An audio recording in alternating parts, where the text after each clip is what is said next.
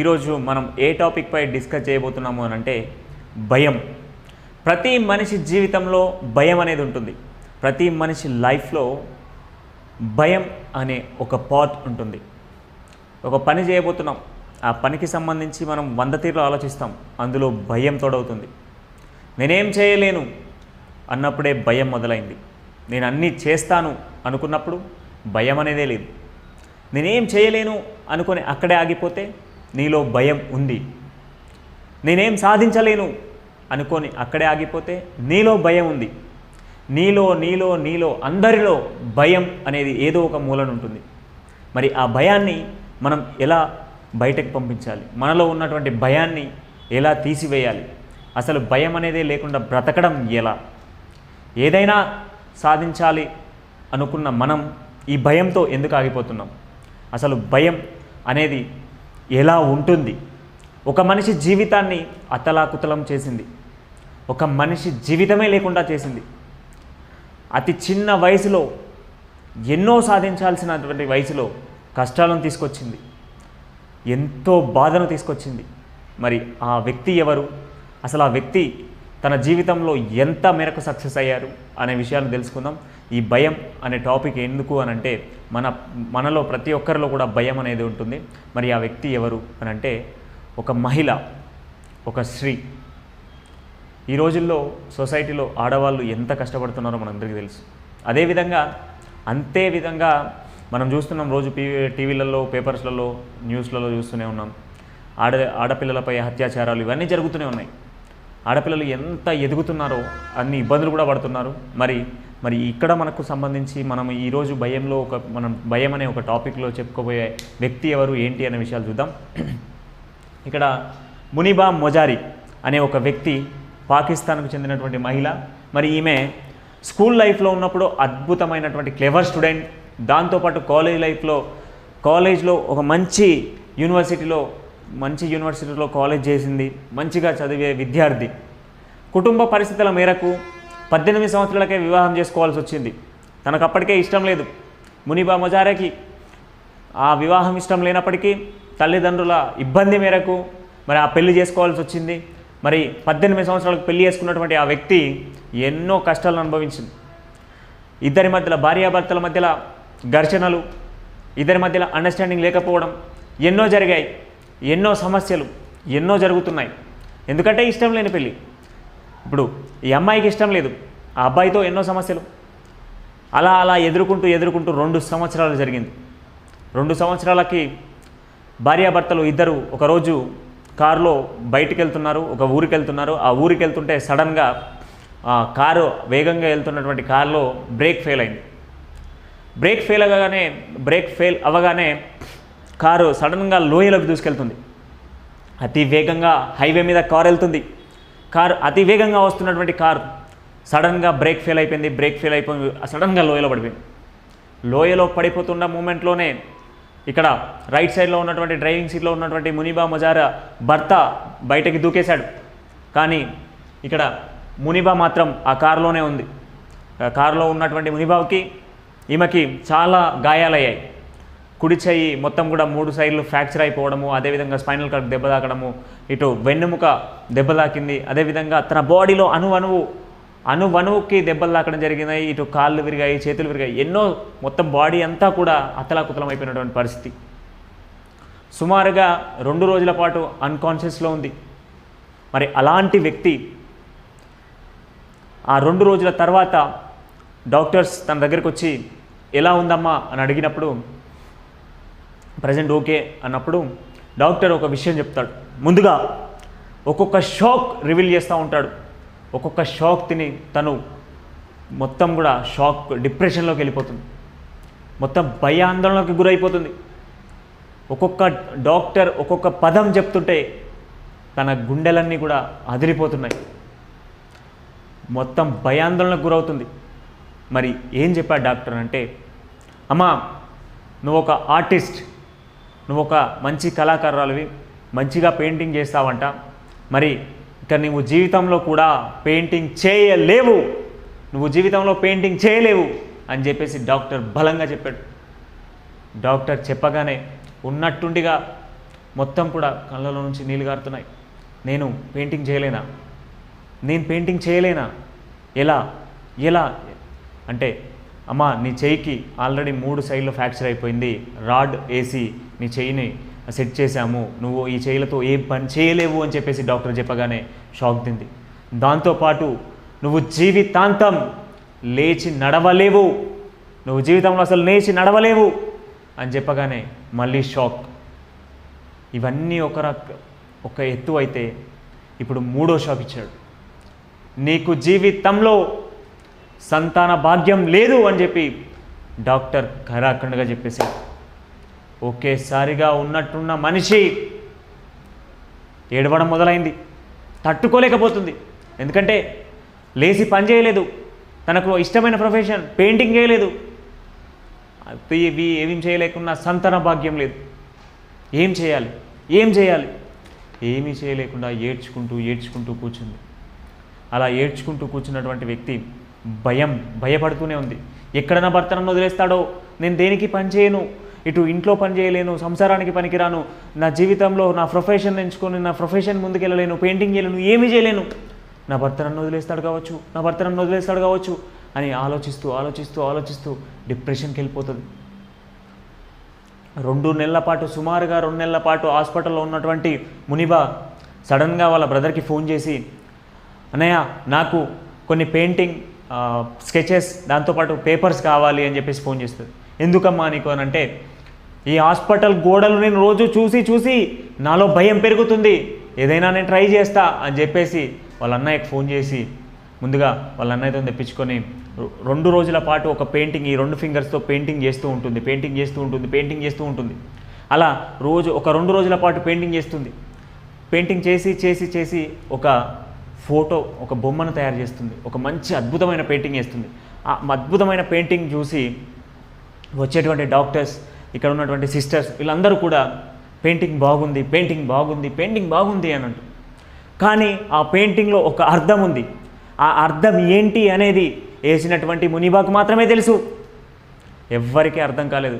వచ్చేటువంటి వాళ్ళు బంధువులు వాళ్ళు వీళ్ళు వస్తున్నారు వెళ్తున్నారు, కానీ ఆ పెయింటింగ్లో ఉన్నటువంటి భావాన్ని మాత్రం గుర్తించట్లేదు, అందులో ఉన్నటువంటి అర్థాన్ని మాత్రం గుర్తించట్లేదు. వచ్చిన వాళ్ళందరూ కూడా పెయింటింగ్ బాగుంది అని చెప్తున్నారే తప్ప ఆ పెయింటింగ్లో ఉన్నటువంటి బాధ, ఆవేదన, ఇక్కడ ఈ మునిబా పడేటువంటి బాధ, ఆవేదనను ఎవ్వరు కూడా గుర్తించట్లేదు. అప్పుడే మునిబా ఒక గట్టి సంకల్పం తీసుకుంది. ఏంటయ్యా అంటే,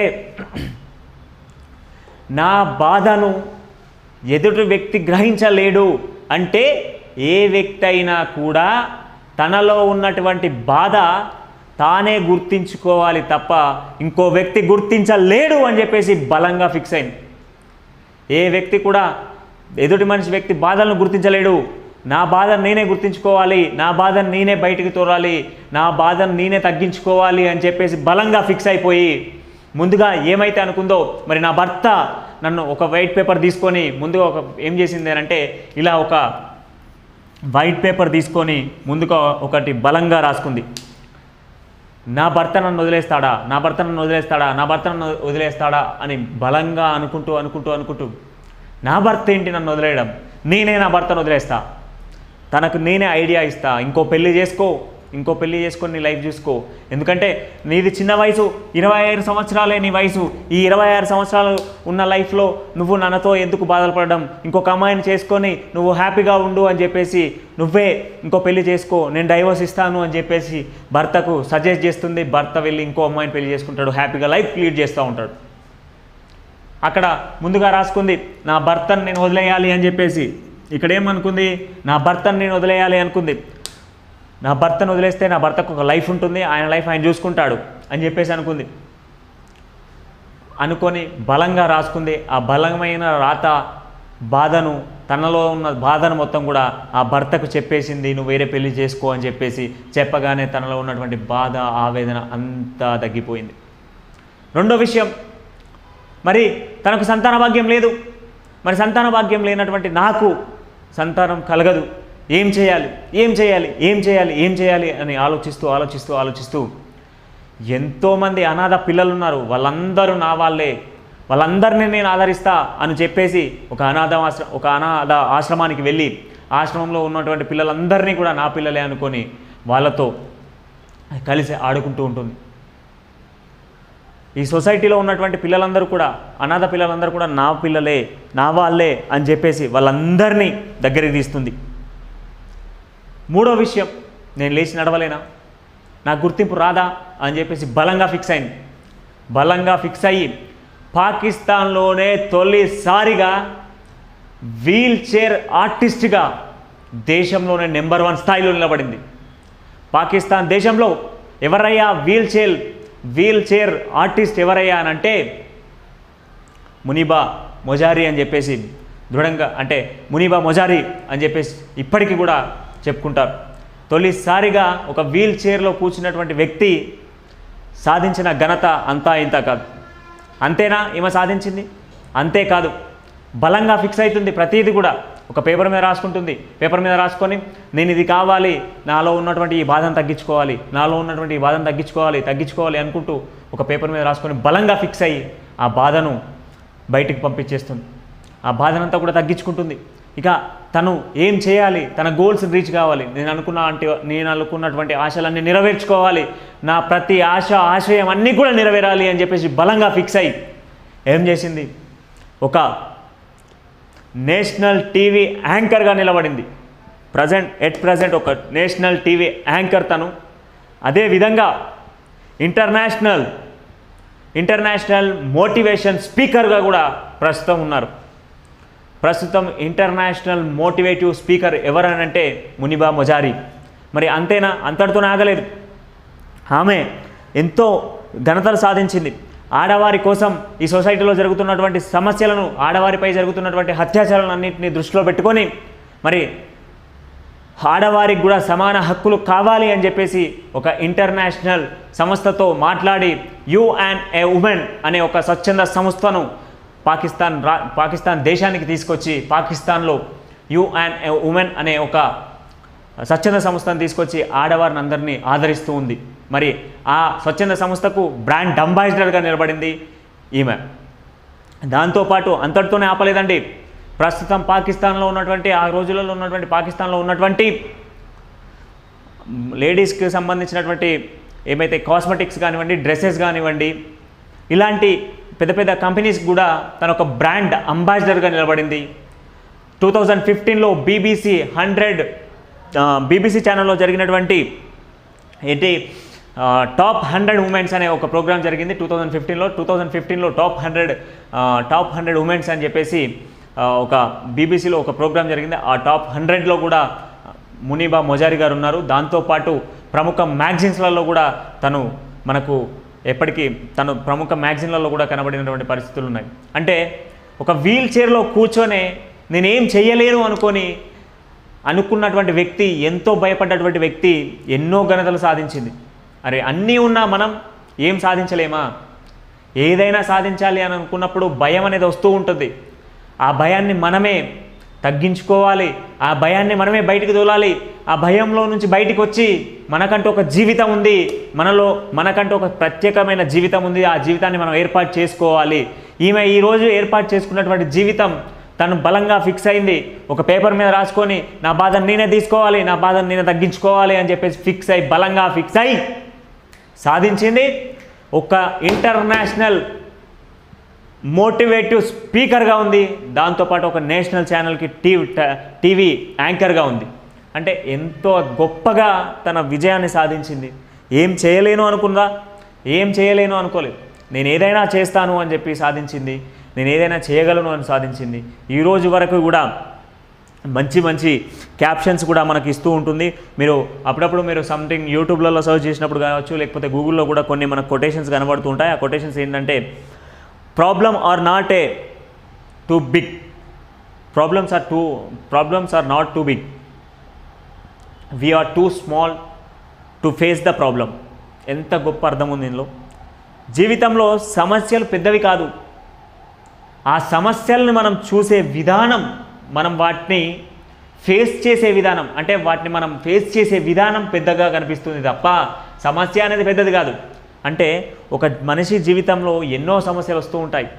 ఎంతో ఇబ్బందులు వస్తూ ఉంటాయి, మనకి ఎన్నో బాధలు వస్తుంటాయి, భయాందోళనకు గురవుతుంటాయి. అవన్నిటిని పక్కన దొరి సక్సెస్ కావాలి జీవితంలో అనుకున్నవాడు ఏం చేయాలి అని అంటే భయాన్ని పక్కన పెట్టాలి. భయాన్ని పక్కన పెడితే జీవితంలో సక్సెస్ అవుతావు. జీవితంలో సక్సెస్ కావాలి అని అంటే భయాన్ని పక్కన పెట్టాలి. సో ఫ్రెండ్స్, మనం కూడా మనలో ఉన్నటువంటి భయాన్ని ఏదో ఒక రకంగా బయటికి తోలే ప్రయత్నం చేయాలి. మరి మనలో ఉన్నటువంటి బాధలు భయాలని అన్నీ కూడా మనం తగ్గించుకుంటే లైఫ్లో సక్సెస్ అవుతాం. సో మరి ఈ క్లాస్ మీకు నచ్చినట్లయితే లైక్ చేయండి, షేర్ చేయండి, దాంతోపాటు కామెంట్ చేయండి. అండ్ నెక్స్ట్ వీడియో కోసం వెయిట్ చేస్తూ